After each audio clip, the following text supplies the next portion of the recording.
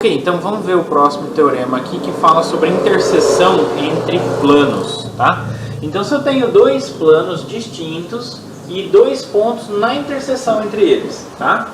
Então a gente viu que, por um postulado a gente viu que dois planos não pode ter apenas um ponto de interseção, isso não pode, tá? Então se eles têm um, ele tem que ter pelo menos mais um. Então vamos supor aqui que tem dois. Então se eles têm dois pontos de interseção, então a reta que contém esses dois pontos, né, ela vai ser exatamente a interseção toda entre esses dois planos, tá? Então, dados dois planos que contêm dois pontos com interseção, a reta é toda que contém esses dois pontos vai estar na interseção e não vai ter mais ninguém que está nessa interseção, se os planos forem distintos, é claro. Por isso essa informação aqui, tá? Bom, como A e B, então como A e B pertencem aos dois planos, né? A π e a π', tá? Então a gente viu pela proposição, né? Pelo teorema 1.2, pelo teorema anterior, que se eu tenho dois pontos num plano, a reta que passa por ele está contida naquele plano. Então isso vale para esse e para esse. Então como isso aqui? Então, pelo teorema 1.2, a reta que passa por A e B está inteiramente contida em π e em π'. Tá? Então a reta está tanto em π quanto em π'. Bom, o que falta então para mostrar? Eu quero a igualdade, né? Então quando eu tenho dois conjuntos, pessoal, né, um conjunto A, e eu quero mostrar que esse conjunto é igual a um conjunto beta aqui, ó, quero mostrar que dois conjuntos são iguais. Para mostrar a igualdade de conjunto, a gente tem que mostrar a continência de um lado e a continência do outro. Ou seja, dado qualquer elemento em A, ele vai estar em B, e dado qualquer elemento em B, vai estar em A. Tá? Assim que mostra. Bom, por esse teorema, a gente garante que a reta por AB está contida na interseção. Mas será que tem mais alguém? Então eu quero mostrar que se eu tenho um ponto na interseção, ele consequentemente tem que estar na reta AB. Tá bom? Então vamos ver como que eu posso mostrar isso. Então seja C esse ponto. Então,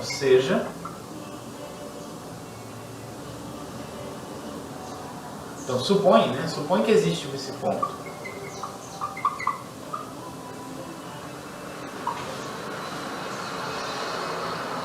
Pertencente à interseção e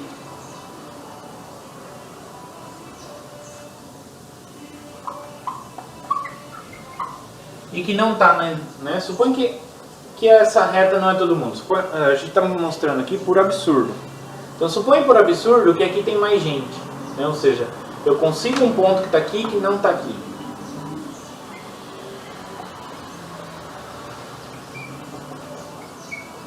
Tá? Assim, então, eu vou ter o quê? A e B são pontos distintos. C não pertence à mesma reta. Então, A, B e C são pontos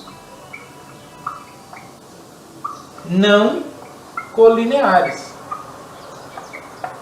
E aí, como eles são pontos não colineares, então, pelo axioma P1,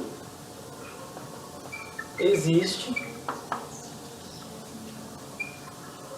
um único plano que os contém. Ou seja, o que isso está querendo dizer? Eu tenho então A, B e C, três pontos não colineares, né, que pertencem tanto ao plano π quanto ao plano π'. Só que pelo axioma P1 ele fala que é único, né? Então a única forma disso acontecer é π ser igual a π'. Tá?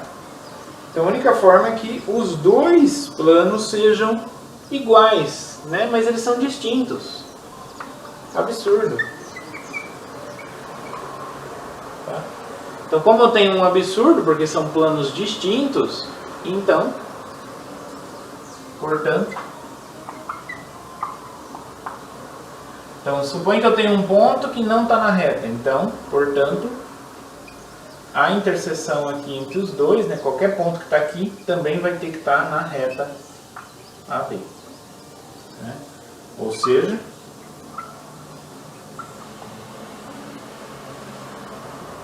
a reta AB é exatamente a interseção entre os pontos. Beleza? Então essa aqui é a ideia da demonstração, né? Então, pelo teorema que a gente já tinha visto, a reta está inteiramente contida na interseção dos dois planos. Aí, supõe que tem alguém a mais aqui. Né? Se tem alguém a mais, esse ponto com os dois que eu já tinha lá, formam 3 pontos não colineares. Que pelo postulado, né, axioma P1, vai ter um único plano que os contém. Mas aqui a gente já tem 2 que os contém. Então quer dizer que esses dois têm que ser iguais, que é um absurdo porque os planos são distintos. Então não tem como ter mais gente fora a reta. Então quer dizer que todo mundo da interseção também tem que estar na reta. E como todo mundo da reta está na interseção, então a reta é a interseção entre os dois planos. Tá bom? Então a interseção entre dois planos não pode ser um ponto pelos postulados. Se tem 2 pontos, tem a reta que os contém. E é só ela, tá? Se forem planos distintos, tá? Como corolário deste teorema, a gente tem o seguinte resultado. Então vamos lá, corolário. E a partir desse teorema a gente vai poder falar sobre a posição relativa entre dois planos. Mas vamos lá. Primeiro, corolário. 1.4. Bom, o corolário, então, diz o seguinte: se dois planos distintos têm um ponto em comum, então a sua interseção é uma reta. Então, obviamente, né? Traduzindo isso aí. Então, se dois planos,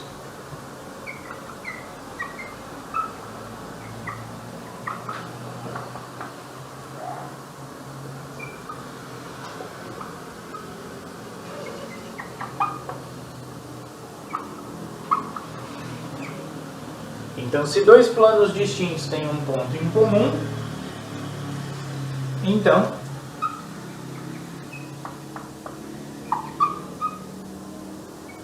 sua interseção é uma reta. Então, exatamente a reta que passa por este ponto e mais um que existe, né? Então, na verdade, aqui é a junção, né? Então, se dois planos distintos têm um ponto em comum, então sua interseção é uma reta.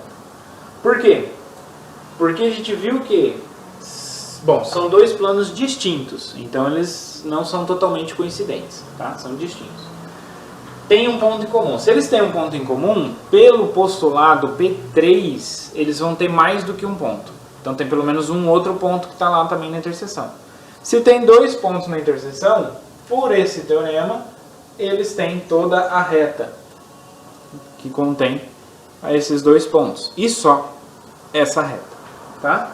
Então, consequentemente, a interseção é uma reta. Tá bom? Então, fica aí, tá escrito aí a demonstração, né? Certinho, mas essa é a ideia que eu falei. Se eles têm um ponto, então, pelo axioma P3, ele tem mais um. Se ele tem 2, aí usa esse teorema aqui, ele tem a reta que passa por esses 2. E só ela.